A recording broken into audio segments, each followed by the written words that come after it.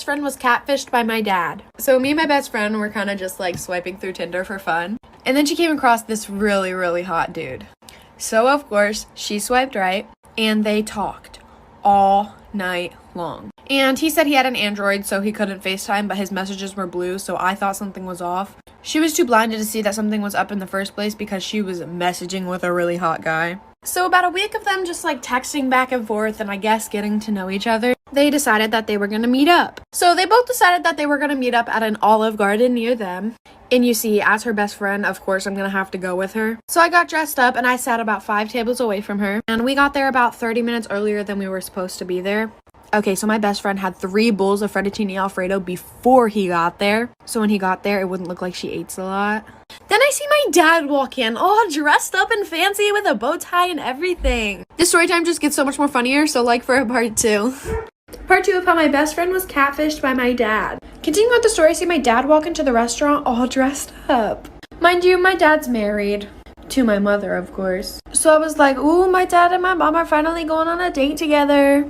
And then he looks over to my best friend and walks over to the table. When I tell you my heart dropped, my heart has never sank so deep inside me so fast. He sits down and asks her, "Is this Mackenzie?" When I tell you I busted out laughing so freaking hard I fell out of my chair. And almost everybody in the restaurant turned around and looked at me, and so did my dad. And I walk over to the table and I'm like, what the heck is going on here? My best friend is literally just sitting there in shock, no emotion on her face. Then he looks at us, he looks really confused, his face goes blank, and then he goes, I was just trying to teach y'all girls a lesson. I told my mom and I was just getting a laugh out of it, and then she looked through his phone and said that he was meeting up with a bunch of 14-year-old girls. So comes to find out, my dad is a pedophile. My mom kicked him out, and if you're one of those girls, I really do apologize. So when I was a sophomore in high school, I had this teacher who would only let the students in her class use the restroom 1 time per semester. Well, one day I raised my hand and I was like, "Excuse me," I don't remember her name, "can I please use the restroom?" And she was like, "No, you can't, because you've already used the restroom in my class this semester." Well, excuse me, you can't dictate my bladder. So I'm like all frustrated, and I started secretly texting my mom because I wasn't allowed to use my phone in class. And I was like, "Mom, I'm sitting in class right now. My teacher won't let me use the restroom." And she was like, "I'll take care of it for you." And I was like, okay. So like 5 minutes goes by, and all of a sudden my teacher's phone starts ringing. And she walks up to it and answers it, and she's like, "Hello?" "Yeah. Okay, thank you." And then she walks up to me like so angry, and she like slams the pass on my desk, and she was like, "Since you have to go that bad." And I was like, "Yeah, I really do, thanks." And I got up and left. I didn't even have to go to the bathroom. It was just the principle of it. I just roamed the halls.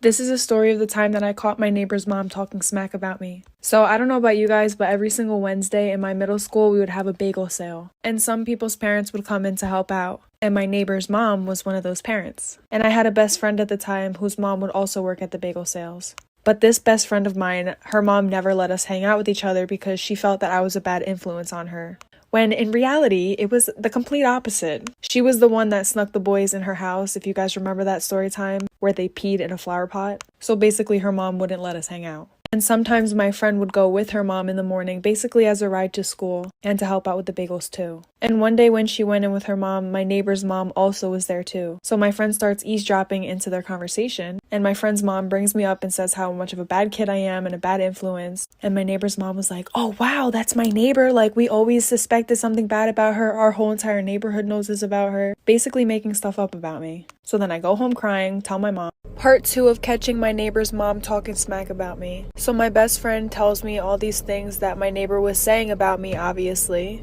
And I got really upset, so I went home and I just started to cry. Because for some reason I felt like when I was younger, every one of my friends' parents hated me. And I never really knew why. I was always the type of person to like let my friends do whatever they want and encourage them in doing whatever they want, whether that's breaking the rules or following the rules. So I mean, I guess that could be something, but I'm just being a supportive friend, like... Sorry, I got off topic. So when I told my mom, she was like, "Okay, come with me, I'm gonna knock on her door." And I was like, heck no, I do not feel like dealing with this. "Mom, you deal with it." So she calls her up on the phone, puts her on speakerphone, confronts her about the situation, and this lady starts going on about how she loves me like I'm her own child, saying that I was never a bad influence on her daughter, and that she actually wanted me to hang out with her daughter more. Like, that's not what she was saying at bagel sale. This boy lied about his age just to date me. Story time. So back when my cute self was a senior in high school, there was this new girl that came to our school. Long story short, me and her ended up becoming super close. I went to her house, spent the night. Her family loved me. I mean, why wouldn't they? Anyways, she had a brother. We're gonna call him Binky. Me and Binky got pretty close. Now I want you guys to keep in mind, Binky didn't go to my school because their parents were divorced. So the sister who I was friends with lived with her mom, and Binky lived with his dad who lived in another city. But sometimes Binky would go to his mom's house, which is how I met him. Now that we got that out of the way, as me and Binky were getting closer, one day he asked me, "Hey, how old are you?" And I was like, "Oh, I just turned 17. How about you?" He told me, "Oh, I'm 17 too, but my 18th birthday is coming up." After a while, me and him eventually started dating. Then one day, I ran into his cousin who happened to go to my school. The rest of this story is crazy. This boy lied about his age just to date me. Story time. So I ran into his cousin who just so happened to go to the same school as me. What a small world. Anyways, we start having a conversation and she asked me, "Oh my God, are you dating Binky?" And I was like, "Oh, how do you know that?" Because at the time, I didn't know that she was his cousin.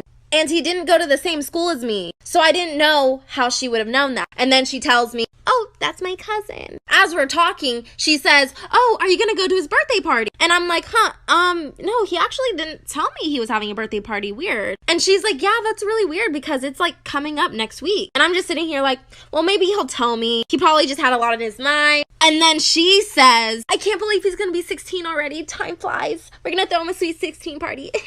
After she says that, I just look at her like, you mean 18, right? Like, you said 16. I think you meant 18. Sorry, there has to be a part 3.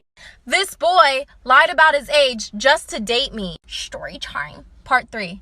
So his cousin starts talking about "I can't believe he's going to be 16. And I look at her thinking I'm tripping. Like, you said 18, right? Like, you didn't mean 16, you meant 18. And then she's like, "No, I meant 16. So that's when I found out he's actually 16 or about to be 16. So I was 17 dating a 15-year-old. And I know a lot of you were like, "Oh my God, it's not really that much of an age gap." Listen, the fact that he lied about it is bad enough for me. Secondly, I would have been 18 and he still would have been 16, turning 17. But that's a little weird for me and I didn't want to catch a case. That's why I wasn't looking for a younger boy. After I find out this new information, of course I tell my best friends. And they start hyping me up. "Break up with him," which is what I did. I sent him this huge paragraph. I kind of went off. Of course, he replied to my paragraph saying, "I'm sorry, I don't want to lose you, blah, blah, blah." I basically told him, "Sorry, I don't want to be with Liar."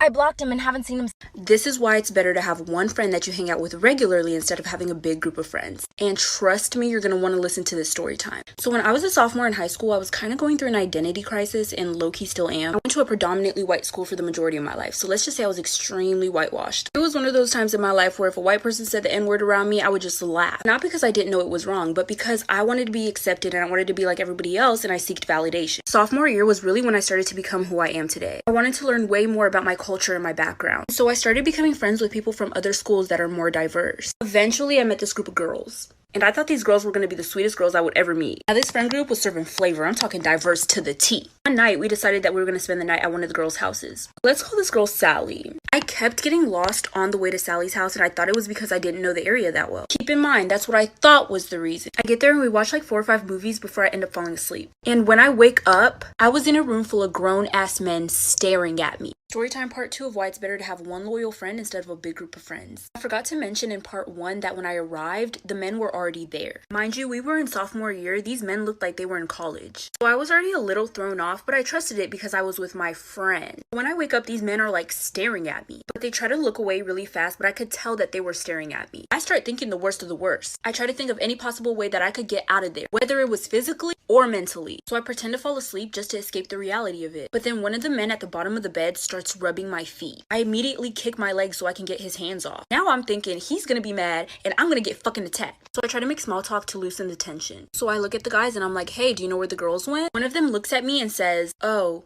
they went home." So I'm like, I thought this was Sally's house. And they say nothing. So at this point, I think I'm being set up. I try my best to not make it seem like I'm suspicious of them. I casually act like I need to pee. Walk into the bathroom and I see a window. Automatically something clicks in my mind, get the fuck out of there. Making part 3 right now. Part 3 of why you should have one loyal friend instead of hanging out with a big group of friends. So I go into the bathroom and there's a window. I'm thinking to myself, I would be so dumb. I would be so extremely incredibly stupid to go back into that room full of grown ass men that I've never met before, instead of making my escape through that window right here, right now. So I trusted my gut and I got the fuck out of there. Mind you, I'm in my PJs right now. No shoes, no socks. I'm making my great escape. Call me Pablo Escobar. While I was doing all of it, I was in disbelief. Like, I cannot believe that I'm escaping, like, right now. Like, this is actually insane. Like, I did what I believed was right at the moment. And honestly, that decision might be the reason why I'm alive right now. So I make a run for it. I immediately run to the front of the neighborhood. I hide behind some trees and then I call my sister. I call my sister instead of my parents because my mom was the one who drove me there. And if she knew that something bad happened, she wouldn't have let me go out again. I'm frantically explaining everything on the phone to my sister. She literally speeds to come get me. When she gets there, I immediately hop in her car and we get the fuck out of there. On our way home,